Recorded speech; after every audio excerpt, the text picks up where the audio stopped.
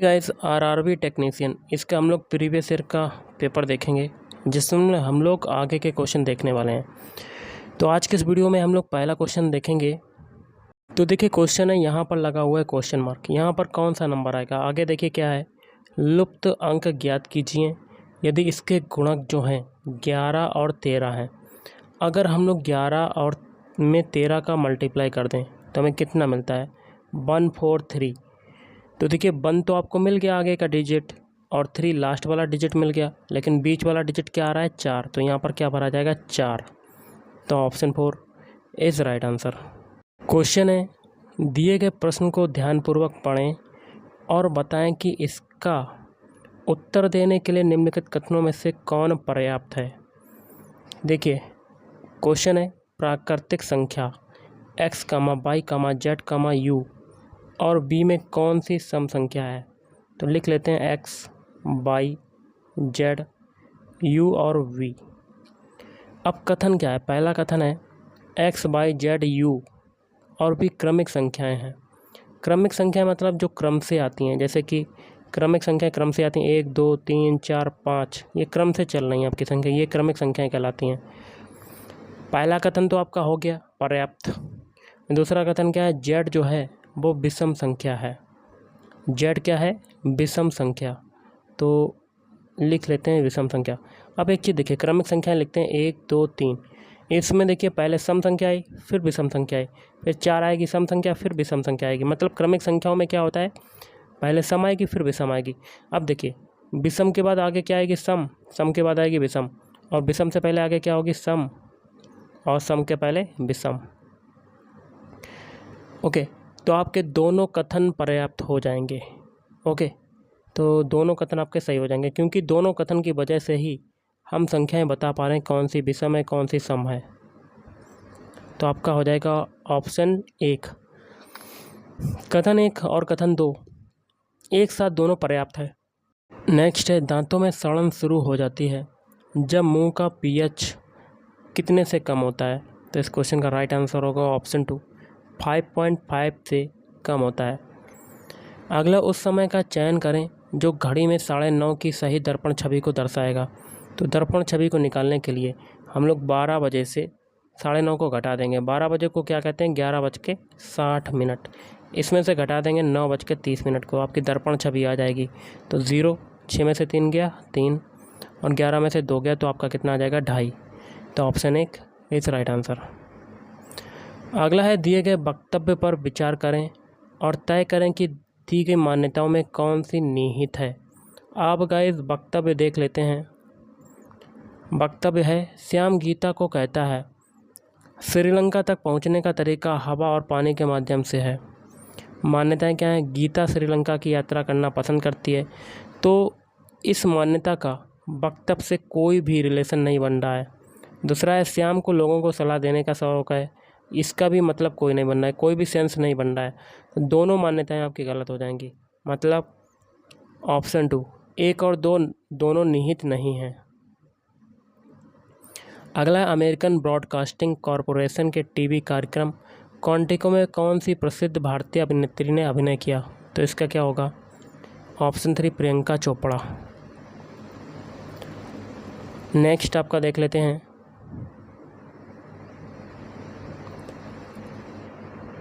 Question है, 123 × 356 बराबर है 43,788। तो 1.23 लिख लेते हैं। 1.23 इंटू 0.356 का मान क्या होगा?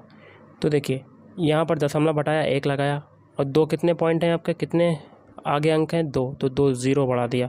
फिर मल्टीप्लाई, यहाँ से पॉइंट हटाएंगे, 1 लगाया, 3 पॉइंट हैं आपके, 3 अंक हैं आगे, डिजिट हैं, तो 3 0 बढ़ा देंगे।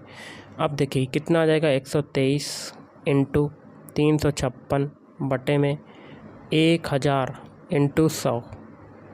ऊपर इसकी वैल्यू कितनी है? इसकी वैल्यू है 43,788। नीचे देखिए कितने ज़ीरो है? 3, 2, 5, तो 5 अंक बाद ऊपर 0 लगा देंगे। 1, 2, 3, 4, 5, तो 0.43788। कितना आंसर आएगा? 0.43788। ये आपका राइट आंसर हो जाएगा। और ये कौन से ऑप्शन में आ रहा है? आप देख सकते हैं तीसरे ऑप्शन में आएगा, तो आपका वही आंसर हो जाएगा।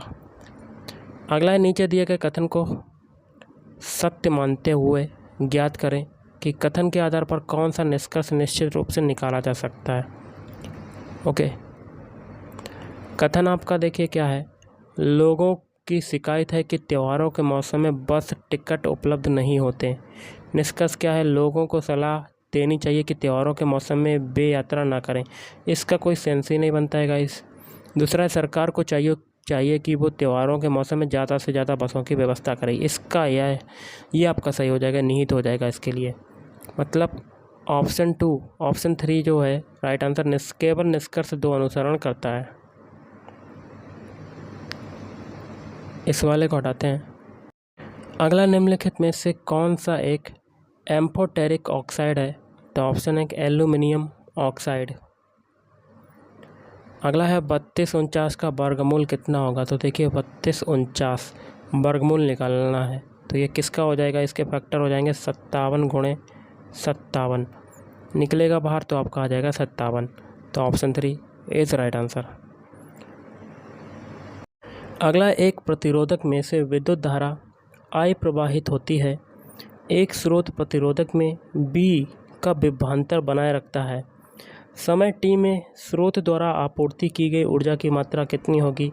तो ऑप्शन 3 BIT। अगला है, दी गई युक्ति पर विचार करें और तय करें कि दी गई पूर्व धारणाओं में से कौन सी निहित है।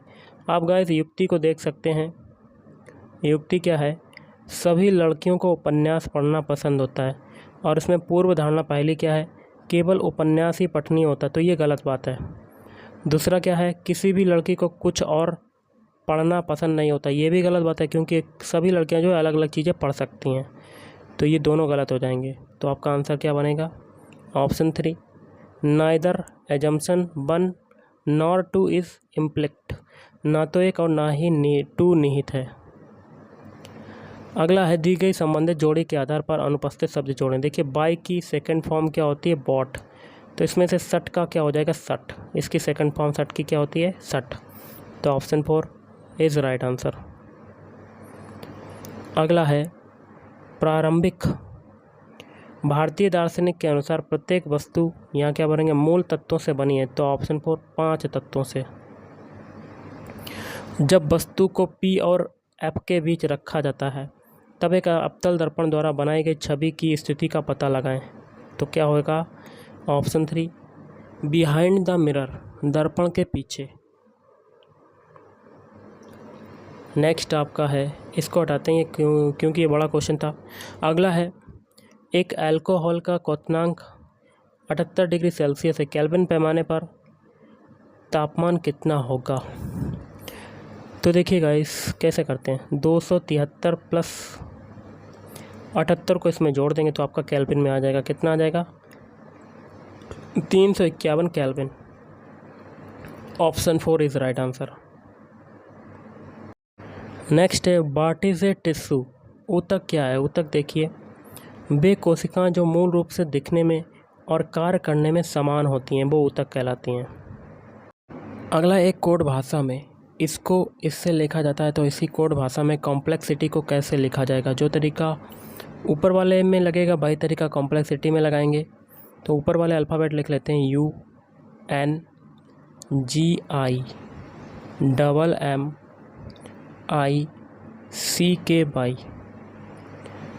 इसको क्या लिख रहे हैं? MIGNU और फिर KCIM। ऊपर जो है टोटल अल्फ़ाबेट हैं आपके 10, इसमें हम लोग 5-5 के जोड़े बना लेते हैं।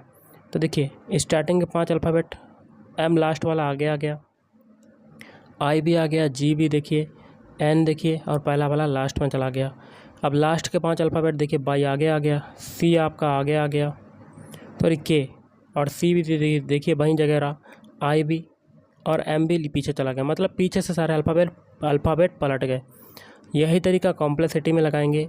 तो अल्फ़ाबेट लिख लेते हैं COMPLEXITY, इसमें टोटल अल्फ़ाबेट कितने हैं? 1 2 3 4 5 6 7 8 9 10।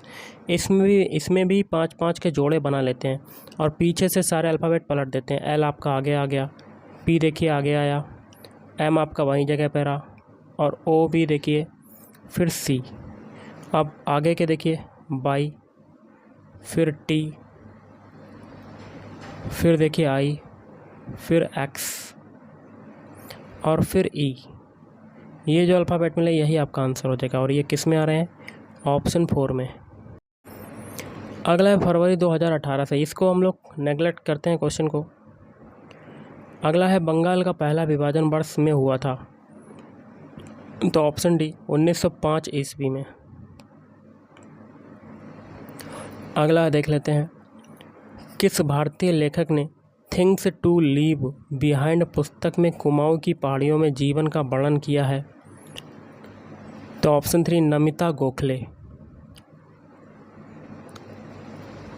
अगला है मॉस एम के साथ चलती हुई वस्तु की गतिज ऊर्जा का मूल्य क्या होगा अगर इसकी गति को बी से बढ़ाकर 2b तक दोगुना किया जाए? ओके, गतिज ऊर्जा क्या हो जाएगी? k = k proportional b square. तो k प्रोपोर्शनल क्या होगा? b की जगह 2b रख देंगे तो 2b का होल स्क्वायर, मतलब k प्रोपोर्शनल 4b स्क्वायर हो जाएगा। ओके, ये आपका कितनी वैल्यू हो जाएगी? 4k के बराबर आएगा। ऑप्शन 2 आपका राइट आंसर हो जाएगा, 4ek। है किसी संख्या के 28% का मान 35 है तो संख्या ज्ञात कीजिए।